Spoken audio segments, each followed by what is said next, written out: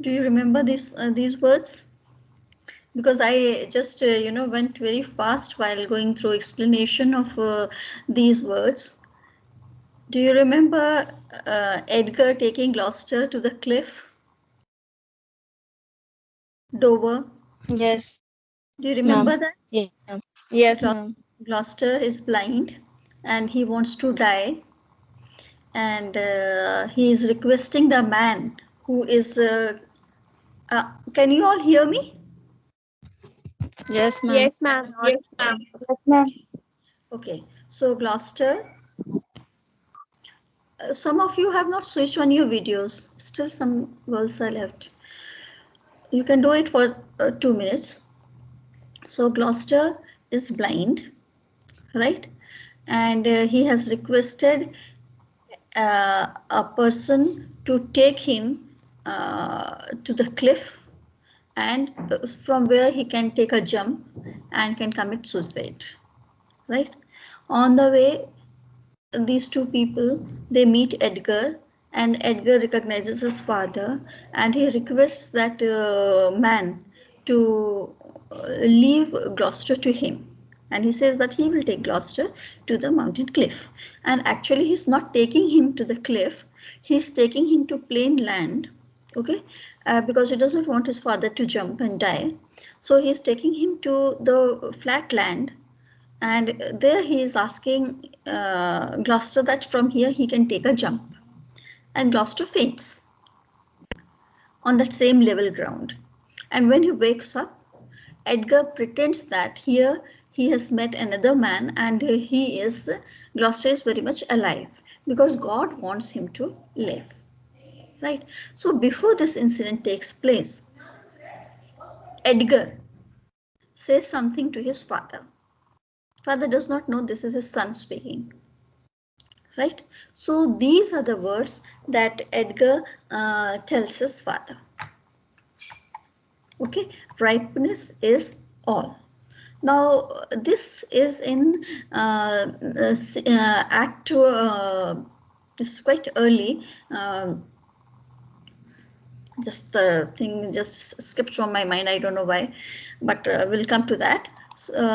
Can you see the presentation at present? No, it's not visible. Huh? Let No, me come ma'am. to. No, ma'am. Yeah, yeah, it will be. Just wait. No, ma'am. Here it is. See, this we had done in the beginning. The few slides are from the very first lecture because I wanted to relate it with that, where all the important characters were introduced to you and what the play is about. The main theme of the play that was told to you. Okay, I think you can see it now. Yes, ma'am. Yeah. Okay. This was about the play. This was the character map that I had given you, right? Then Yes. this was the plot. Okay, these are the themes of the play: family, power, justice, language. Then that gender problem is always there because the remarks made by Lear are very sexist. Then society is reflected, how much loyal the people who are around Lear or around Gloucester, and including the family as well as the people who are working with him. Then compassion, forgiveness. Okay, these are the main themes. Now going further, the characters were introduced to you. Now these are the exact words. This is our today's class. Men must endure. They are going hence, even as they are coming hither. Ripeness is all. Now, this ripeness is all sums up everything that is being done or said in the play. Okay, ripeness is all. This is Act 5. Yes, I was thinking it's in 4. It's 5. Act 5, Scene 2. Edgar is saying, see, away, old man. Give me thy hand away.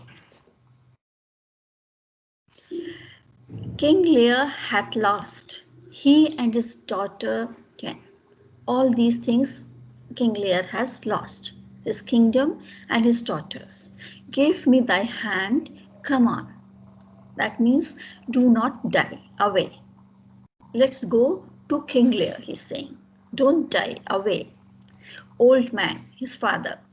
He's asking his father, away, give me your hand away. Okay, so King Lear has lost he and his daughter. Give me your hand, come on. Gloucester says, no further, sir. I don't want to go further. I don't want to live. A man may rot even here. This line is very philosophical.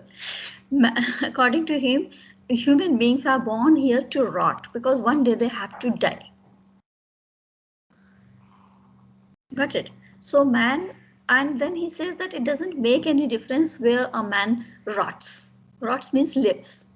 Life is considered as a process of rotting. So a man may rot even here. He did not go to any other place. Right? So Edgar says, what in ill thoughts again? Why these depressing thoughts are coming upon you? Why should you think such ill thoughts? Why should these sad thoughts, sorrowful thoughts come upon you? Don't entertain these sad thoughts in your mind. Okay, then here are these words which we have to discuss. Men must endure. This is the philosophy that he gives. Men must endure. They are going hence even as they are coming hither. They are going there, T-H-E-R-E, hence is there, T-H-E-R-E, right? Even as they are coming hither, hither is here.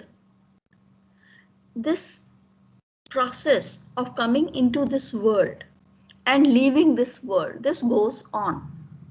Men must endure it. Men must tolerate it with patience. Ripeness is all. Here, ripeness means it's just like a fruit. A fruit has its own life.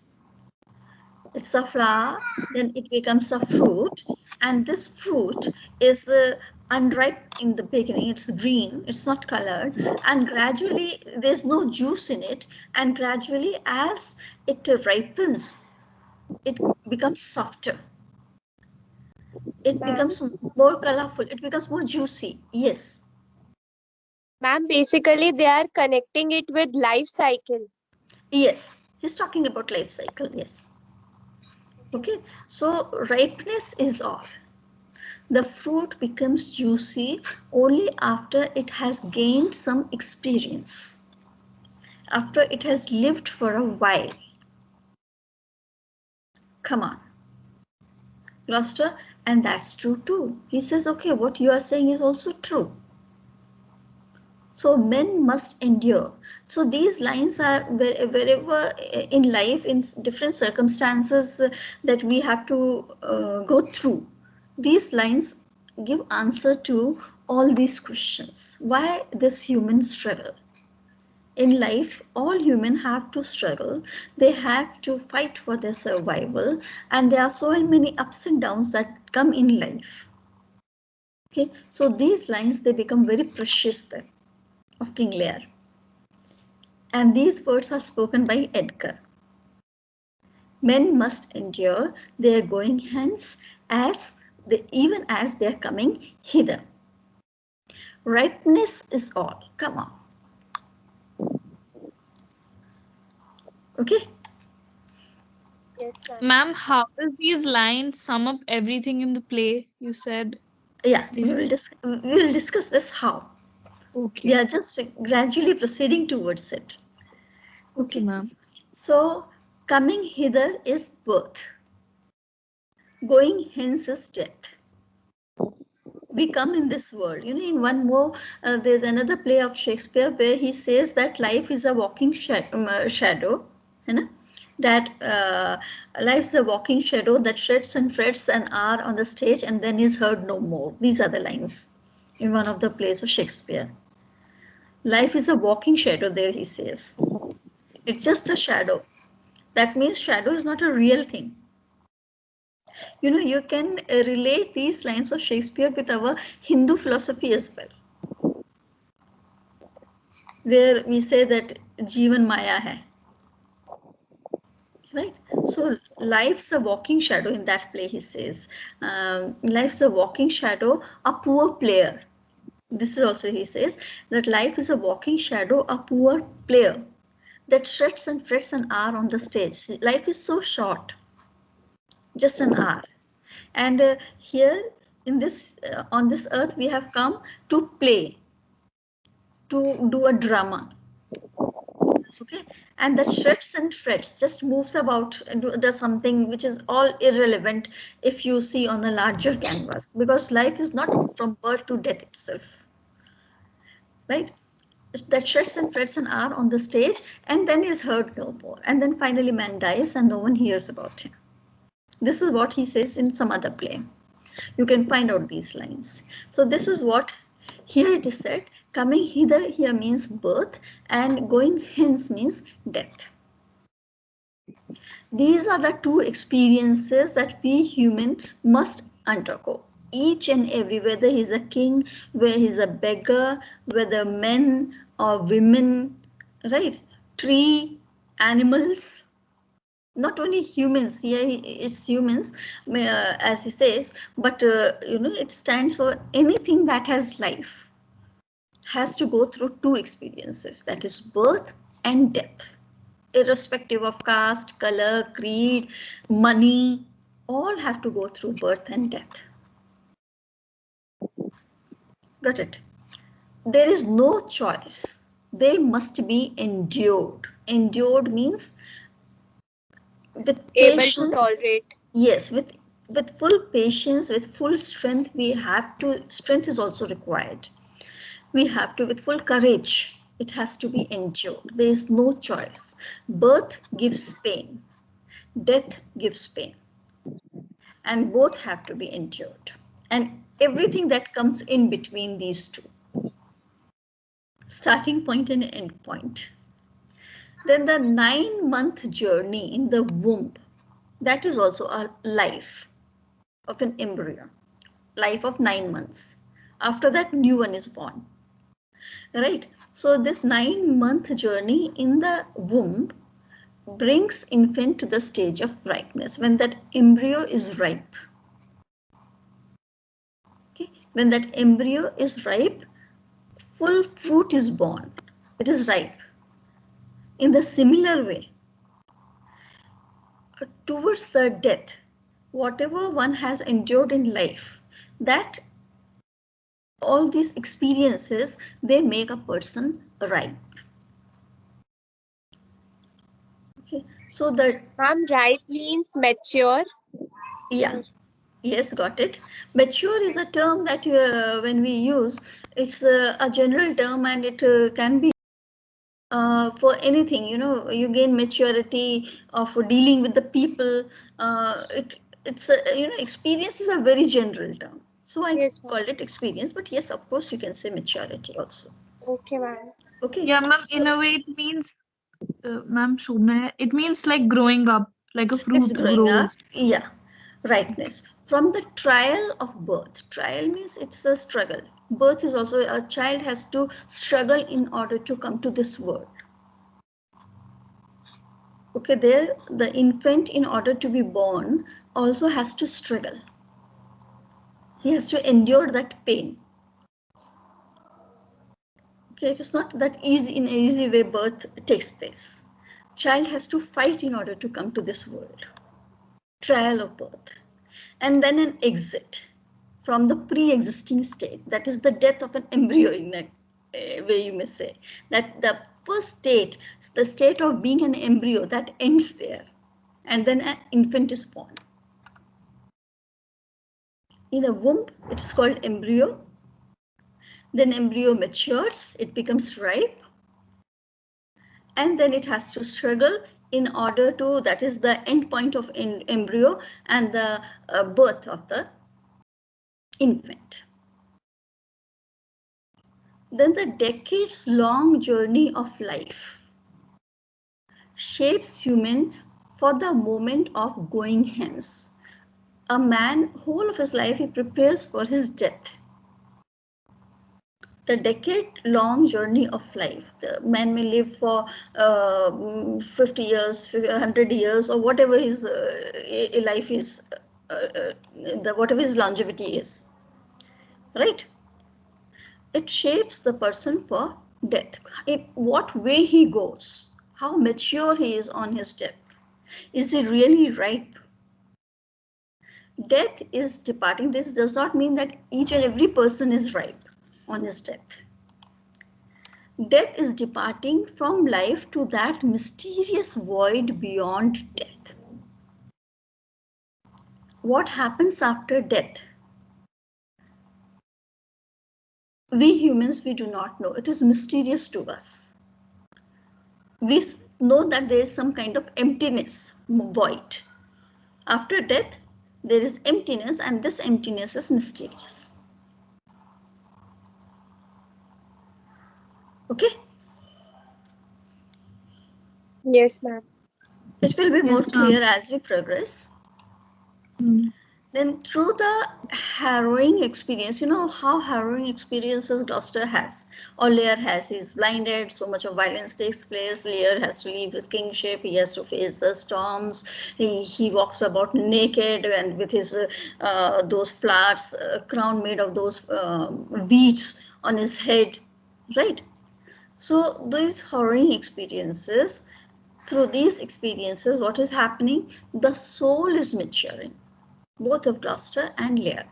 See how Gloucester, if you remember the first scene of the play itself, Act 1, when Gloucester is just proudly declaring that Edmund is his illegitimate son, and how he enjoyed having a physical relationship with that woman.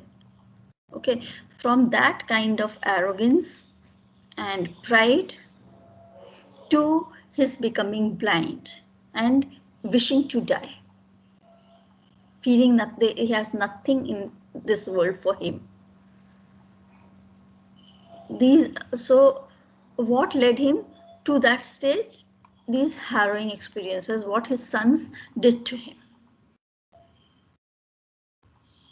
Okay, so the harrowing experiences of Gloucester, when he feels that his son, whom he had trusted so much, Edmund, illegitimate son, had just conspired, and he took his legitimate son to be the one who is his own rival. He misunderstood his son, Edgar. So all these harrowing experiences, and whatever happened to Lear also, because he was a good friend of Lear. And same stands for Lear also. A person who was, the enormous power that he had. Okay, and his large kingdom, so many people all around him. So that kind of life that he has had, the power, status, wealth, so many responsibilities, lives depending on him. Okay, so after that, what has happened, that how he became homeless, shelterless. Who could have imagined the king to be shelterless? And that too when physically he has become so weak, and that too by his own children, and that too by daughters who are regarded to be more emotional, right? So through these experiences, what had happened, their soul matures, and as the soul matures, consciousness develops. Consciousness means awareness. Awareness of what? Of understanding life, that life is not as it appears to be. You have to find meanings in life. Life appeared to be very glittering, very, rich, surrounded by people and all wealth. But Fancy and It's fancy, yes, and then it goes off. What made it all things go and that darkness prevails everywhere? Defeat comes upon them. They feel so powerless and so helpless, right? So awareness for this develops. And then the conclusion that comes, these four, that rightness is is a spiritual state. It is the soul that rights. Is a spiritual stage which is reached through physical and emotional suffering. Had they not suffered, they would not have got enlightened. They would not have got this understanding of the world, of the relationships, of human nature. They would not have recognized their own self, what we are. We do not know that under what circumstances, because in life we may have to go to we may have to undergo so many different kind of circumstances, but today we do not know how we would respond to those circumstances. Do we have courage to face it? Do we not have? Are we capable of taking right decisions at right time, at right place? All these three things should be there: right time, place. Okay. So do we have that kind of capacity? Do we have that clarity of mind? In case of King Lear, what has happened? His clarity of mind was hampered by his ego. When he asked his daughters, how much you love me, his clarity of mind was affected by ego, because his ego was there between the daughters and himself. And daughters' answers should satisfy ego, not himself. If his ego is satisfied, then he says okay. If his ego is not satisfied, he is angered. He himself is not trying to understand those answers. He's not conscious about that. It is his ego that listens to the answers of his daughters. He himself does not listen to these answers. He does not understand these answers, these replies that the daughters gave. He was arrogant. He was arrogant. He was arrogant, and his ego was so ego-centered that he himself was not sitting at that time. His conscious state was not sitting. He was not aware.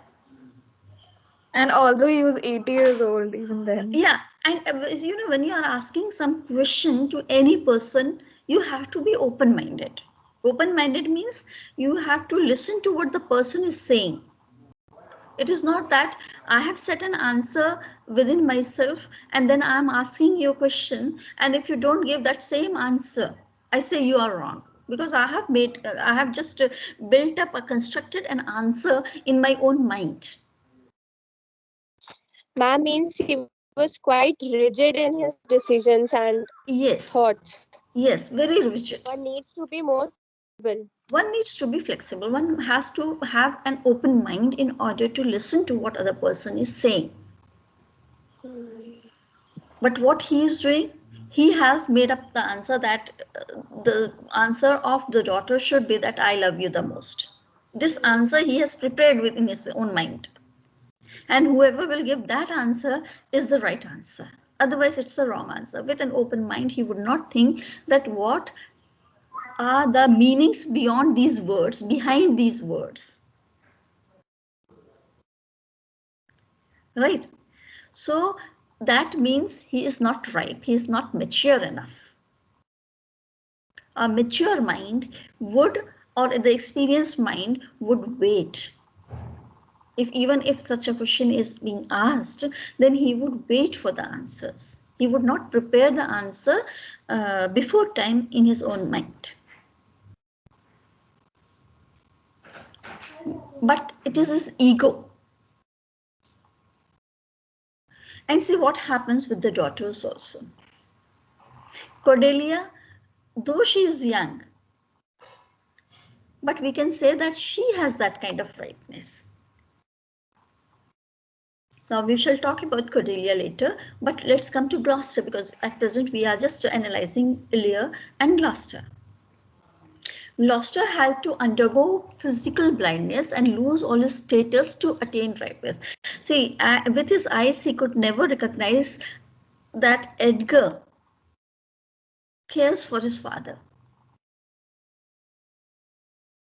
And it is Edmund that who wants to deceive his own father. With his open eyes, with his healthy eyes, Gloucester could not see that. But in his blindness, he was able to see it. So that means that I see only what is physically visible to the eyes. Eyes are just sense organs. But actually, who sees it, the things? It is mind who sees the things. It is our, or rather than mind, we can replace mind with consciousness. It is consciousness that sees the things. That is awareness that sees the things. Eyes are just sense organs. And with sense organs, you cannot understand the true nature of things. True nature of things can be understood only by our consciousness. And Ma'am, that's why Ma'am, yes, Shaurya hai. yes, Ma'am, that's why when we experience any situation, then we start thinking from a conscious. Like yeah, we start being conscious. yes.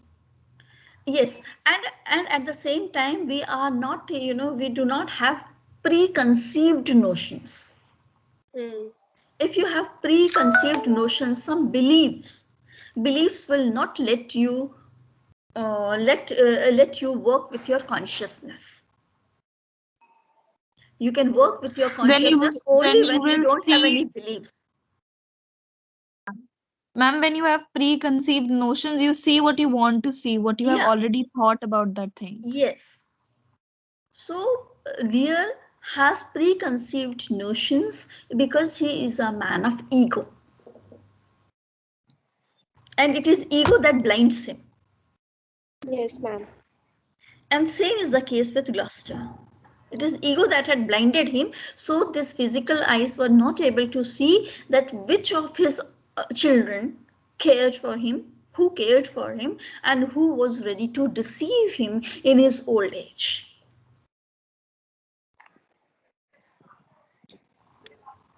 Okay. Yes, ma'am. Yes, So ma'am.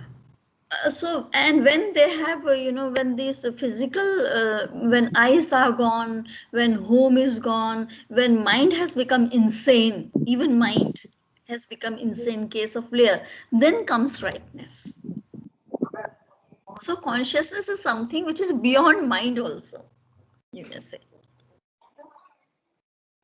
It is not just sense organs. Whatever sense organs are seeing, mind interprets it. Okay, but Yes. even those meanings are not clear, because these meanings of life are being cleared, they gain clarity only with consciousness. Um, So this can be easily related with as you go in higher classes, and if you want to do any research and everything, then in that case you can even relate it with Hindu philosophy. This is what somewhere Lear seems to be saying. So many research papers also, if you find on internet, you will get how this Lear can be related with Indian philosophy. Okay, now the third point. His journey is a mirror for Lear's progression through abdication, abandonment, and mental torture. Gloucester and Lear, they are going together. Their progression is just like it's a mirror image. Leaving, denying, and all the mental torture that they have to go through. It is not only that Lear reconciles with Cordelia, he even reconciles with himself. He meets himself. The ego has created gap between King Lear and his own self, his own awareness, his own consciousness. Lear himself, he has been such a strong king. He had ruled for so many years, and he is a mature person. Yet he commits such a mistake in his life. Blunder. Yeah, being blinded by his own children. Just see the person who has won so many wars and who has ruled the entire kingdom for so many years. He is being ill-treated, deceived by his Betrayed. own, betrayed by his own children. How could daughters do that to a father? And that to father who is so old, who does not have a companion, and who has given his entire kingdom to his daughters. Can you imagine Ma'am, that? Yes. ma'am, is this the subplot of this drama? Gloucester is the subplot. This is the main. Gloucester and Lear both, like, this is Lear, what the Lear is the main plot. Gloucester's story is a subplot, but then their journey, as they go together, they are pointing to the same theme, same point, that ripeness yes, is all. yes, ma'am.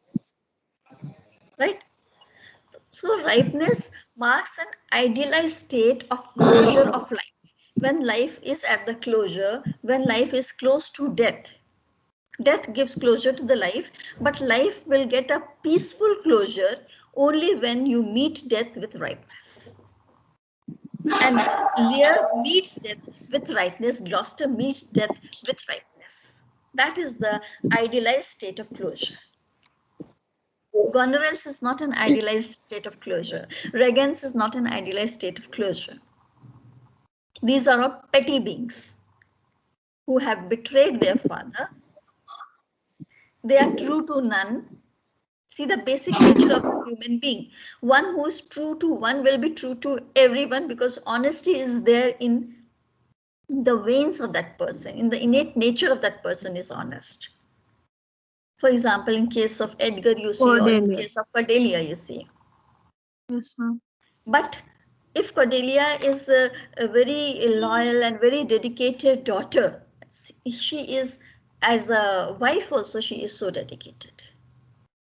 But in case of Goneril and Regan, they are true to none. They betrayed their father. They betrayed their husband. They betrayed each other. So basically, they are not related to anyone. So it is these people who do not get proper closure of life because they have not reached that. Rightness is too far from them.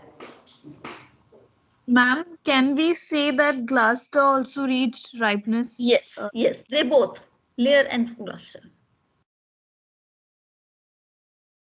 Ma'am, because he realized that Edgar is Yeah, Edgar is the yeah, better son, and he didn't want to Edgar, kill him. yeah, Okay. Edgar. Edgar, whichever D may be silent also, because both ways it is pronounced. Okay. Now, so man has to endure both kinds of people. You see, there are saints in the play, there are sinners in the play. Some people are innately evil. This is what Shakespeare has shown. Yes, ma'am. Like Gunner, if for Edgar, you can say that maybe his nature may be affected by the world, by the people of the world, who did not, who always treated him as a bastard son. But in case of Goneril and Regan, they are not illegitimate daughters. Okay, so but some people, they are innately, they won't compromise, and they are so self-centered, that is there in their innate nature. They would not think about other people's emotions. They just take they think about self-advancement, and as in the end of the play, you see, there's nothing like self-advancement. Ma'am, self-advancement means what? Said To to be the queen. This was their dreams. But could they be the queen for long? No. That's it. Cordelia never wanted to be the queen. But she became queen in an instant. Because it is she who thinks about other people.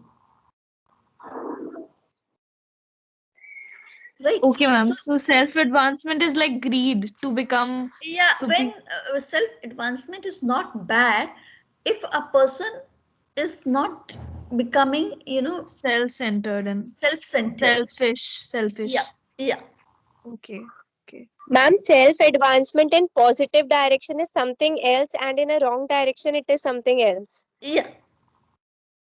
That way we may say. So when he has a clear vision of things as they really are, and not just as he would like them to be, he is right. This is what King Lear did. He kept his ego between himself and the person whom he interacted with. So he doesn't have clear vision. So to understand life, he must attain knowledge of all this. Man has to attain all. He means man. Man must attain knowledge of what? That what is rightness. And for rightness, you need clear vision. No preconceived notions, no ego. So the only way to do it by experience, by suffering, endurance. Man has to, this is the part of life, man has to undergo sufferings and endurance at times and show endurance. A life would not always be a bed of roses. So Lear's tragedy is caused by insufficient knowledge. He's unripe. So it is either you may say he has not ripened enough, or that he's overripe. Overripe means when the fruit becomes overripe, what happens? It loses its strength. It bursts out. Yes, ma'am. Okay, so in his old age, he has become overripe in that way that he cannot analyze the things. He does not have strength to analyze the things. He's so weak that he does not want to see things clearly. He wants to stay under this illusion that still people are going to surround him and flatter him. Okay, this Yes, is ma'am. so. Ma'am, And I couldn't understand the difference between, I mean, what is overripe? Does it mean that, what does a it mean here? person losing capacity to analyze the things as they are. Okay. A person with weak mind will have preconceived notions Okay, okay. and Ma'am, will lose strength or courage to accept the things as they are. Okay, ma'am. Yes? Okay, ma'am. ma'am, Huh. ma'am. In the end, the King Lear when got reality check, so we can say he is mature or he is ripe. Yes. That is ripeness he has achieved through sufferings. Right? And now see Cordelia. How ripe she is in the beginning when the king says so tender yet so what does he say, the word I have just it has slipped from my mind, So but young and yet so stiff. So young and yeah, yet so stiff. it's, is it stiff or some No, other ma'am. words he It has used? wasn't He has this. used some It other was word. something Yeah, else. yeah, that term is missing, but yes, he means that you're so young and so stone-hearted. Right? So but she is so ripe that she sees the clear picture that she will be Ma'am, so married young and and so, sorry, ma'am. So young and so untender. Maybe and that. I so don't know. untender, yes, untender, this is the word he Hmm. says. Yes. So stone-hearted, so hard you are, hard enough to crack. This is what he says, but that is her ripeness, that is her strength to see the things as they are and then to convey it in a plain way. I love you, but I have to share this love with my husband too. She clearly states that. And that is why she says nothing. Have you got something to say? Nothing, my lord. Yes, ma'am. Right? Now, the fool perceives the innate disease. Just you see, Cordelia, Kent, and Fool.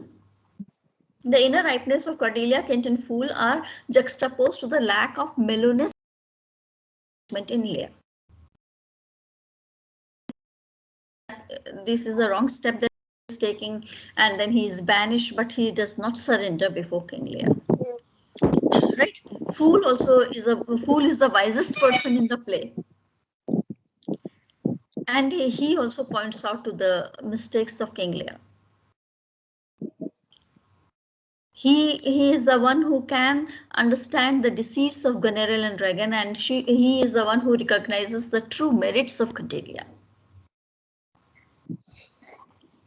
Her diabolic nature, just like a scorpion, ready to sting, right? So Goneril, she unfolds her diabolic nature. It unfolds in Act 1. A scorpion can never leave its basic nature. Its nature is to sting, to pass the poison. So is Goneril. So it is the beginning of his inner journey from the state of ignorance. Then passion is there in both Gloucester and Lear, and then that impulsive is there in, in the state of impulsiveness. He has banished Cordelia. Ma'am, what is impulsiveness? Not thinking before deciding anything. Okay. Right? In an impulse, you just pass some decision I point. Yeah. So towards a state of higher realization. First, they are ignorant. Then they are passionate. They are too impulsive.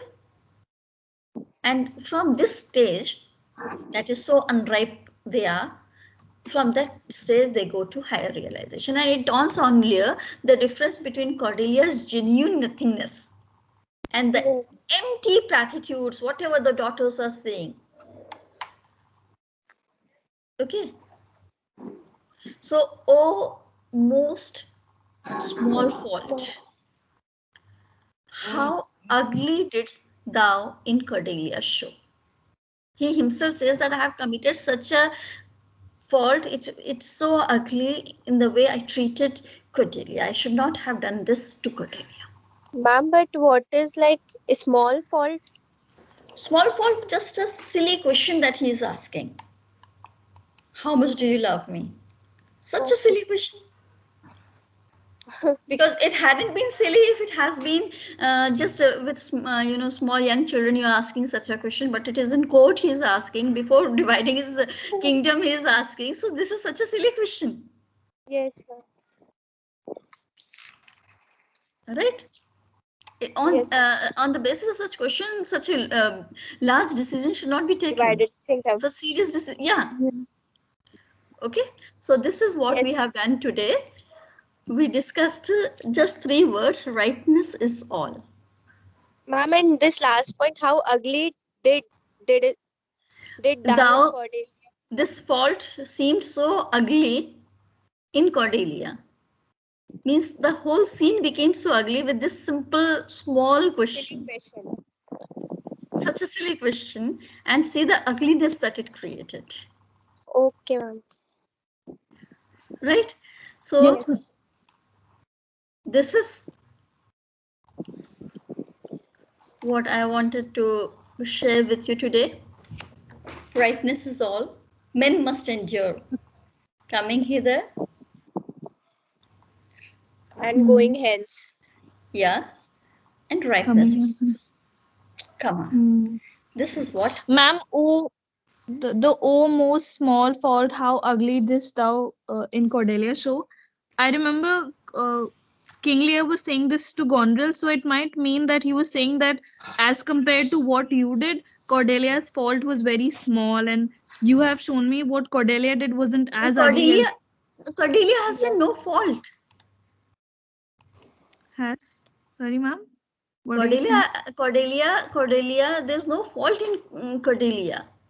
So, ma'am. So the fault has been committed by King Lear. Okay, okay. So here small fault means what he had done of Yeah. asking the question. Okay, okay.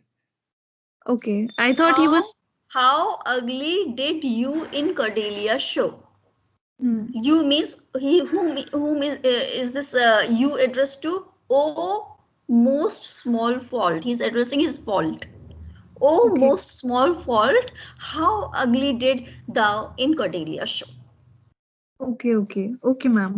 So Understood. small fault is personified. Okay, Small ma'am. fault is Okay. treated as a person. That you are such a small fault, but you showed up in such an ugly way in Cordelia. You showed me Cordelia in such a flawed manner. He's saying In a flawed manner, yes. Okay, okay. Thank you, ma'am. Okay, so how do you think about these three words? Aren't they very deep and full of meaning? Yes, ma'am. Yes, ma'am. Yeah. So here we conclude our lecture today, and the next Excuse me, class. ma'am. Yes. I'm Tanishka Badharia this side. Yes, Ma'am, I Tanishka. have a doubt from the drama. Ma'am, in the last war scene, when there is a fight between Kingdom of France and Britain, why did the King of France did not participate in that war? See, this question is not at all relevant, Tanishka, because Shakespeare has not mentioned it. Yes, ma'am. That's what. But He is a king, and we can just assume that he must have been involved in so many places. So he would have thought that his wife is capable enough for that. And this is how Shakespeare shows women to be so strong. That is the strength of Cordelia. It is that he had to return. If you have read the play in some way, it is mentioned that he had to return. He was there, he yes. had to return, and then it is Cordelia who takes the lead. Okay, And and ma'am, what basically, happens to the King of Cornwall? King uh, of he Duke died. of Died. Cornwall, Duke Sorry, of Duke Cornwall. of Cornwall. Yeah, he dies. He dies. He Acha, he still dies he. early. It is in the only scene. Albany and And Edgar Edgar and Kent. Edmund.